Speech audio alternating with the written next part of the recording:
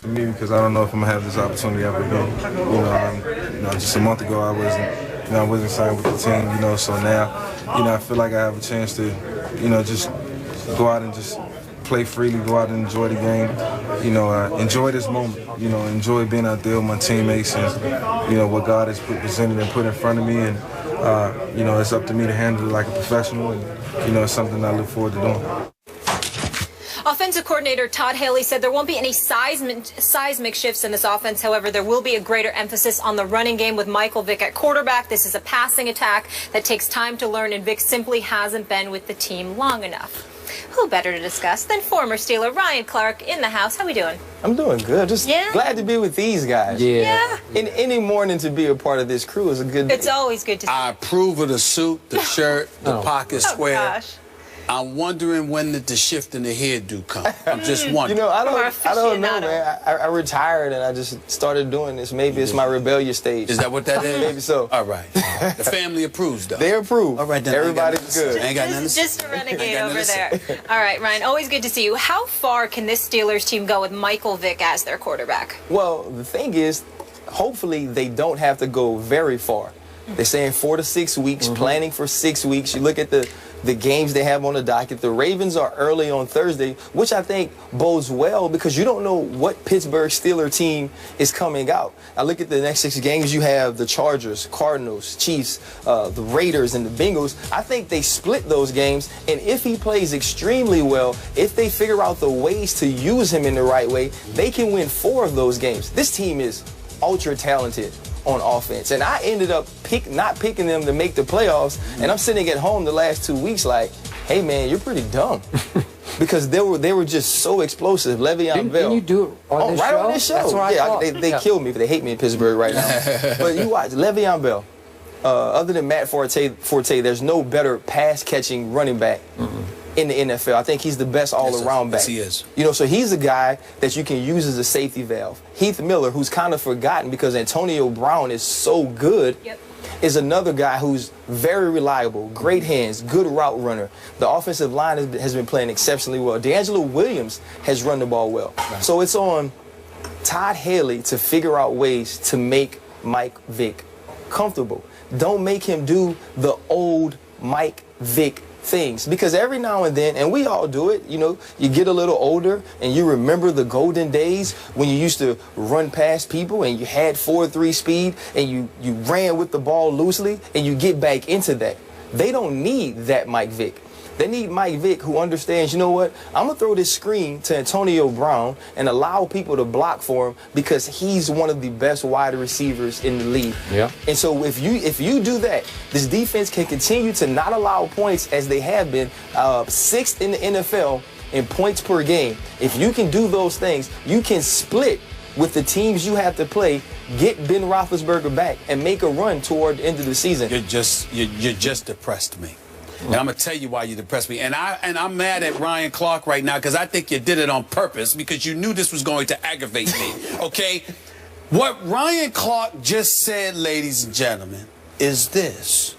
Don't worry about Michael Vick. He don't need to run. He just needs to listen to Todd Haley. And that's it. You lost me right there. You lost me right there. Because here's the problem, okay?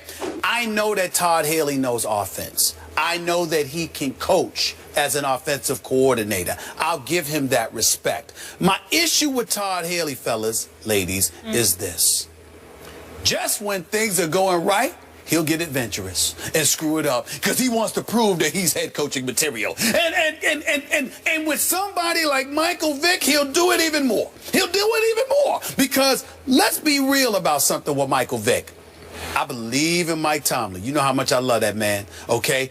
I'll ask you about Keith Butler in a second, but I'm looking and I can't help be reminded about Michael Vick's completion percentage. Look at these numbers. 59, 58, 54, 50 last season he played. He started 3 games, played in 10. Only completed 52.9% of his passes. How many times have I said to you, I saw the brother get hit in the ribs and grab his head? I mean, he's punch drunk, and I'm scared for him because I love me some Michael Vick, and I believe in his ability, but not his durability.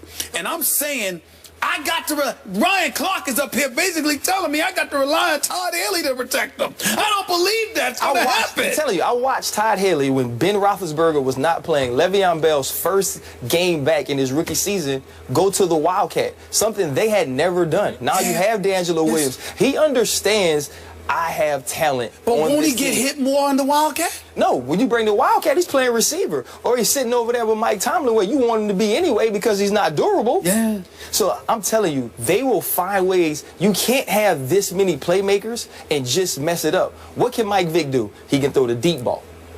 Give him opportunity to throw the deep ball. Martavius Bryant comes back after this game. Yes. He's gotten behind defenders since he's been in the league. Yep. Antonio Brown, find ways to get him the ball early.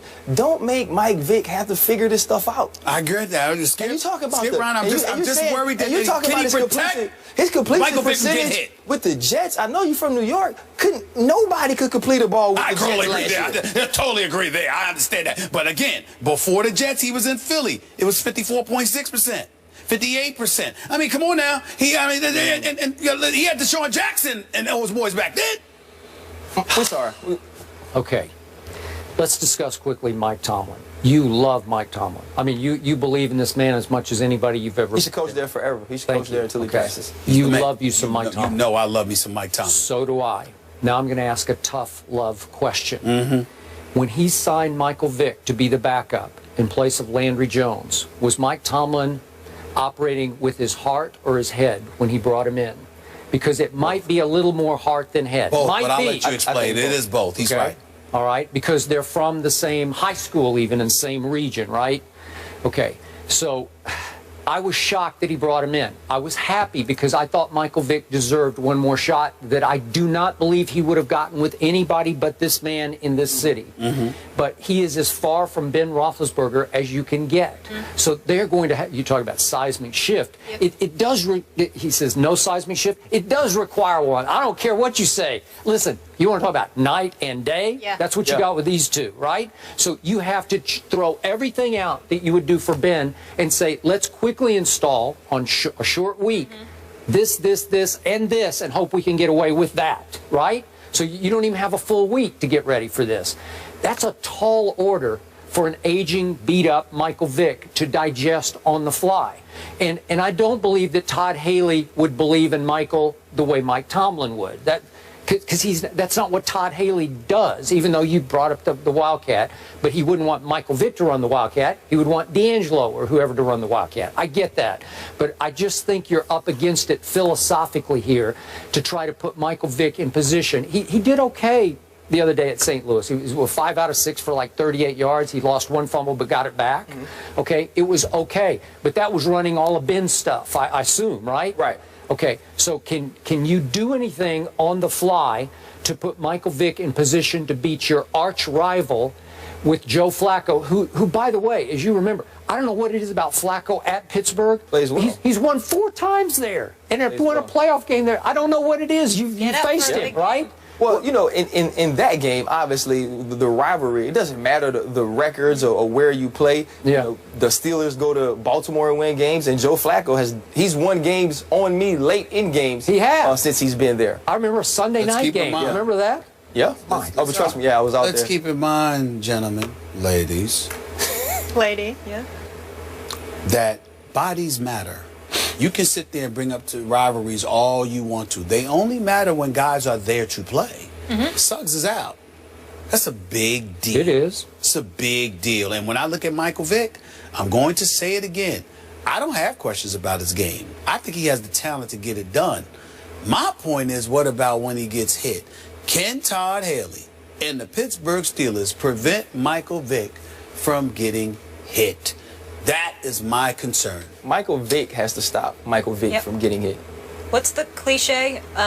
Availability, the best ability. Right? In the league. So your PSA, I like that. Don't get too adventurous. That's right. That's the Steelers fan. Don't get too adventurous. Don't get too adventurous. Not Todd Haley. And I don't trust that he could do that. I think Todd Haley, in the midst of a game, is out to prove that he deserves to be a head coach. That's my concern. Well, he already had a shot, right? Oh, I know he did. I agree with you, but that doesn't mean he thinks he's finished. Okay. All right, let's move on to a little college football. Maybe this guy could be the next Le'Veon Bell. Leonard Fournette carrying LSU on his back, but will he carry the Heisman Trophy at the end of the year? Ryan Clark is sticking around. Yeah. About his alma mater. He's a homer. He's a homer. You know it. This is